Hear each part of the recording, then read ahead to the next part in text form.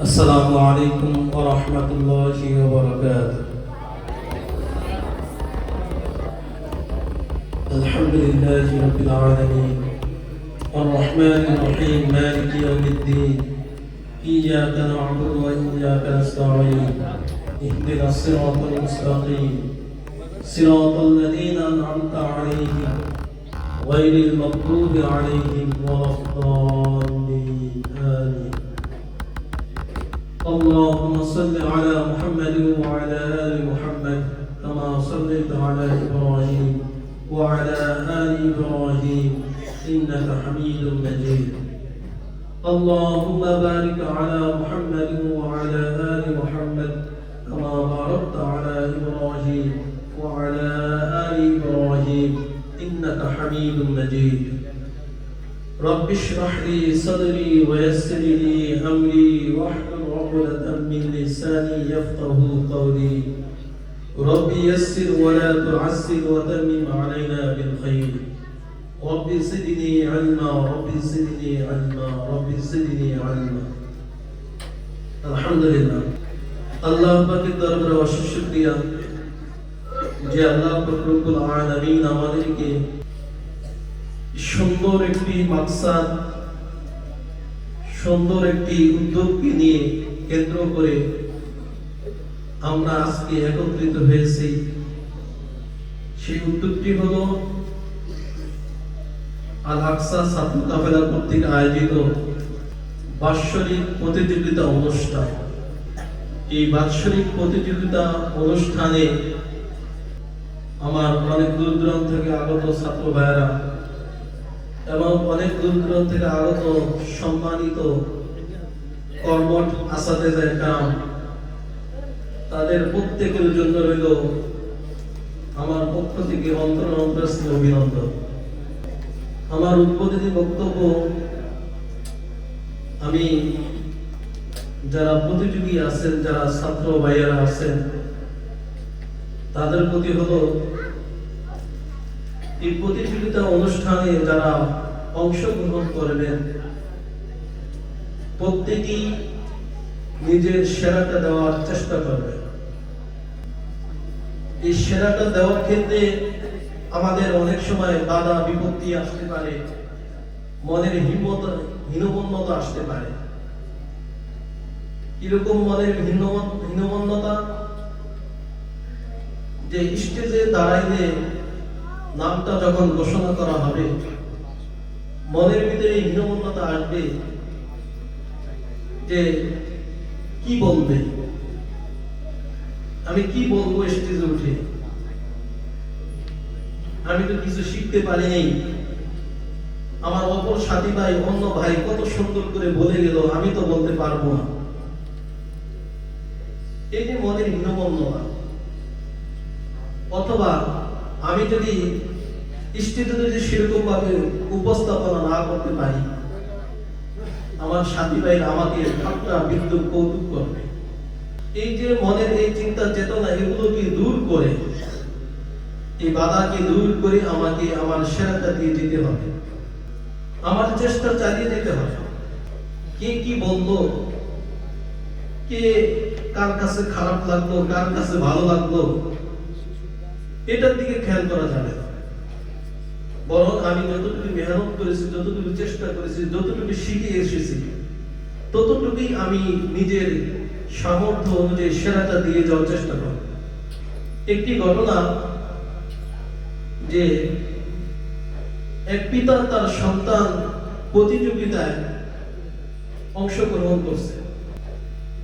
পিতা তার সন্তানকে বলতেছে, বাহবা দিতেছে, স্বাগতম, সুন্দর হয়েছে, তুমি ফার্স্ট হয়েছে। কিন্তু সন্তান বলতেছে, দৌড় প্রতিযোগিতায় সন্তান বলতেছে, বাবা তুমি এটা কি বলতেছো, আমি তো 15 নাম্বার হয়েছি, আমার আগে তো আরো 14 জন আছে। কিন্তু বাবা তার সন্তানকে বাহবা দিতেছে যে তুমি ফার্স্ট হয়েছো, তুমি ফার্স্ট হয়েছো। সন্তান বলতেছে, এটা কিভাবে সম্ভব, আমার আগে তো আরো 14 জন রয়েছে। বাবা বলতেছে, তোমার আগে 14 জন রয়েছে, তোমার পিছনে আরো 29 জন রয়েছে। তুমি সেই 29 জনের ভিতরে 30 জনের ভিতরে তুমি সহ 30 জনের ভিতরে তুমি 1 নাম্বার ফার্স্ট হয়েছে। তো তুমি প্রতিযোগিতা অংশগ্রহণ করছো, তোমার সামনে কে আছে, কতজন আছে সেটা লক্ষ্য করা যাবে না, বরং তোমার সামনে এগিয়ে যেতে হবে। পিছনে 29 জন আছে সেটা তুমি ভাবো, তাদের আগে তুমি ফার্স্ট হয়েছো সেটা তুমি ভাবো। তোমার সামনে যে 14 জন ফার্স্ট আগে গিয়েছে তাদের হয়তো তাদের পরিশ্রমটা, তাদের জোতাগুলো অথবা পরিষ্কার পরিচ্ছন্ন ছিল, তাদের পরিশ্রমটা বেশি ছিল, যার কারণে তারা আগেই গিয়েছে। ভবিষ্যতে তুমি আরো ভালো করে পরিশ্রম করবা, মেহনত করবা, তুমিও এরকম ফার্স্ট হইতে পারবে। তবে খেয়াল করবা, তুমি যখন ফার্স্ট হইবা তখন কোনো মন খারাপ করা যাবে না যে আমার ভাইরা পিছনে পড়ে গেল, আমি ফার্স্ট হয়ে গেলাম, মন খারাপ করা যাবে না। আমার যেটা বলার উদ্দেশ্য যে সামনে এগিয়ে যেতে হবে। নিজে যেই বিষয়টা নিয়ে আমি চেষ্টা করেছি সেই বিষয়টা নিয়ে আমাকে সামনে এগিয়ে যেতে হবে। কে কি বললো, কে মন খারাপ করলো সেদিকে আমাকে লক্ষ্য করা যাবে না। আরেকটি ঘটনা, যে একজন বিশ্ববিখ্যাত বক্তা এই কথাটি বলেছিলেন যে আমরা অনেক সময় টেলিভিশনে ছোটবেলা থাকতে দেখতাম বাঘ হরিণকে দৌড়ে যে থাবা করে ধরে, কিন্তু ইতিহাস গালাগালি করে বলতে দেখা যায় যে হরিণের গতি বাঘের চাইতে অনেক বেশি, কিন্তু বাঘ দৌড়ে তার হরিণকে ধরে ফেলে, তাকে থাবা দিয়ে ধরে ফেলে। কারণ কি? অথচ বাঘের চাইতে গতি তো হরিণের বেশি, তাকে ধরে ফেলার কারণ কি? কারণ হলো হরিণ যখন দৌড় দেয় তখন তার ভিতরে ভয় কাজ করে, যে পিছনে তো আমার বাঘ আসতেছে, আমাকে ধরবে, তার ভিতরে ভয় কাজ করে। এমনকি সে পিছনে পিছনে তাকায় যে বাঘ কতটুকু আসলো, বাঘ কতটুকু আসলো। এই চিন্তা চেতনায় সে আর ওই তার গতিকে কাজে লাগাইতে পারে। আর বাঘ তার কোনো পিছনে কোনো তাকানোর কোনো উদ্দেশ্যই না, সে পিছনে কোনো তাকাই না, তার কোনো ভয় ভীতি কিছুই নাই, সে সামনে এগিয়ে যায়, আমাকে ওই হরিণকে ধরতেই হবে, তার উদ্দেশ্য এটাই। এই কারণে বাঘে তার হরিণকে ধরে। ঠিক এরকম ভাবে আমাদেরকে আমাদের উদ্দেশ্যকে সামনে ভয়হীন ভাবে এগিয়ে যেতে হবে। আমার সামনে এগিয়ে যেতে হবে, পিছনের দিকে তাকানো যাবে না। আমি যদি আমার মাকসাদকে নিয়ে, আমার উদ্দেশ্যকে নিয়ে যদি আমি এভাবে সামনে এগিয়ে যেতে পারি, ইনশাআল্লাহ একদিন আমি সফলতা হবই। এজন্য এই যে প্রতিযোগিতা, মাকসাদ, আমার উদ্দেশ্য, এটা কি আমরা ফিক্স করব কি কর্মজীবনে নাকি ছাত্র জীবনে? ছাত্র জীবন থেকে আমাকে সেভাবে উদ্দেশ্যকে নিয়ে আগাইতে হবে। ছাত্র জীবন থেকে তার মূল ফাউন্ডেশন তৈরি করতে হবে, যে ছাত্র জমানায় থেকে আমার মাকসাদ এটা হবো, আমি অবশ্যই আমাকে এটা আগাইতে হবে।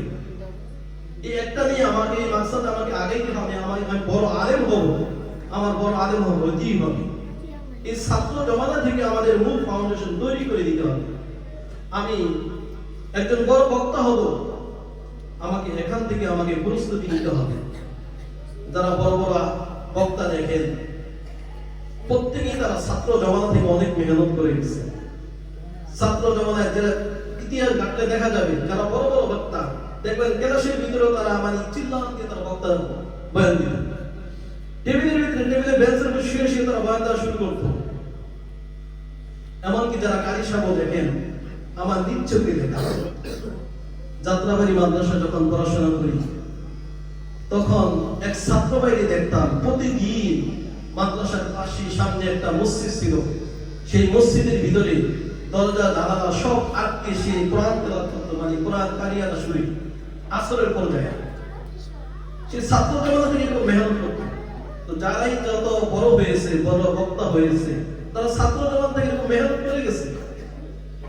এজন্য আমাদের কি, আমরা মূল টার্গেট, মূল উদ্দেশ্য কি আমাদের, সেই মাকসাদ আমাকে ছাত্র জমানা থেকে তৈরি করতে হবে। ছাত্র জমানা থেকে আমার মূল ফাউন্ডেশন তৈরি করতে হবে, সেই উদ্দেশ্য নিয়ে আমাকে আগাতে হবে। এজন্য আমরা যারা প্রতিনিধি আছি, আমরা যেই বিষয় নিয়ে আমরা প্রস্তুতি নিয়েছি, সেই বিষয়কে সুন্দরভাবে আমাকে উপস্থাপনা করতে হবে। আমার অন্য সাথী ভাই ভালো পারলো, আমি কেন ভালো পারবো না, এই মনের ভিতরে এই স্পিড থাকতে হবে। আমার অন্য সাথী ভাই পারছে, আমি কেন পারবো না, আমাকেও পারতে হবে। এরকম ভাবে আমাদের এই মনোবাসনা নিয়ে, এই চিন্তা চেতনা নিয়ে আমাদেরকে এই প্রতিযোগিতা চালিয়ে যেতে হবে। আল্লাহ তাআলা আমাদেরকে যে কথাগুলো বললাম, এই মানার মামলার মতো তৌফিক দান করুন। আসসালামু আলাইকুম ওয়া রাহমাতুল্লাহ।